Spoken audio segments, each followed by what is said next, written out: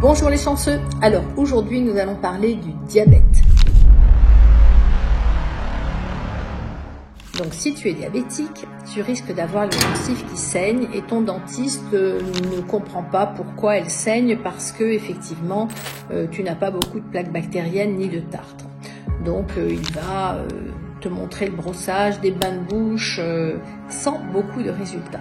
De l'autre côté, ton diabétologue va trouver que ta glycémie est instable malgré une bonne hygiène alimentaire, une médication adaptée et donc il va augmenter les traitements pour essayer de trouver une solution.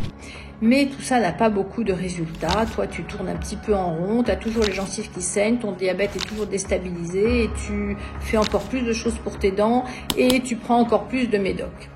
Donc cette attitude montre qu'on a oublié que le corps est un tout et qu'un signe clinique pourrait trouver son origine dans un lieu inattendu.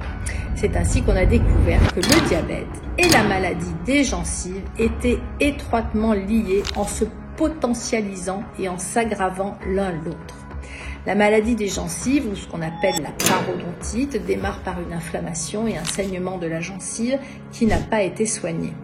En quelques mois, donc cette situation va dégénérer vers la perte de l'os autour des racines dentaires et cela crée ce que l'on appelle une poche parodontale. C'est un petit sac rempli de bactéries et parfois même de pus qui vont aller se balader dans tout le corps, créant un état inflammatoire chronique constant. Déjà que la parodontite est liée à de nombreuses maladies chroniques et le diabète est l'une d'entre elles.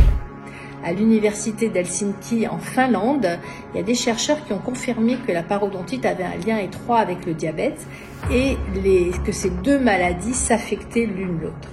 Les chercheurs ont travaillé sur 7000 sujets et selon les résultats, la parodontite, les caries dentaires, les infections sur les dents dévitalisées étaient associées à des maladies métaboliques courantes, notamment le syndrome métabolique, le diabète de type 1, le diabète de type 2 et le diabète gestationnel, c'est-à-dire le diabète de la femme enceinte qui risque de provoquer un accouchement prématuré.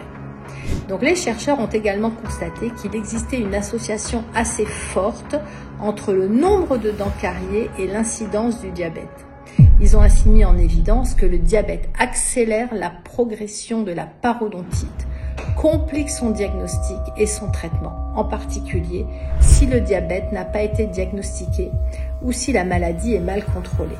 De même, il a été noté qu'une parodontite naissante ou latente rend le diabète chronique, entravant son diagnostic, son contrôle et son traitement d'entretien. Un traitement réussi de la parodontite a un effet positif sur les résultats du traitement du diabète et réduit le coût des soins. De même, le succès du traitement du diabète ralentit la progression de la parodontite, en parallèle d'un traitement des causes locales de la maladie des gencives, tout en réduisant le coût des médicaments, puisqu'on n'est pas obligé de surmédicamenter la personne qui a un diabète. Donc, partage cette info. Je vous rappelle, la maladie, la santé générale et la santé bucco-dentaire devraient être considérées ensemble dans une démarche de santé holistique. Alors, pour recevoir un dossier scientifique sur les liens entre la maladie parodontale et la santé, mettez sous cette vidéo dans les commentaires le mot diabète et nous vous enverrons ce dossier scientifique de l'INSERM. Mais avant, likez-nous, suivez-nous, comme ça nous pourrons continuer à vous envoyer de bonnes infos pour votre santé. À bientôt.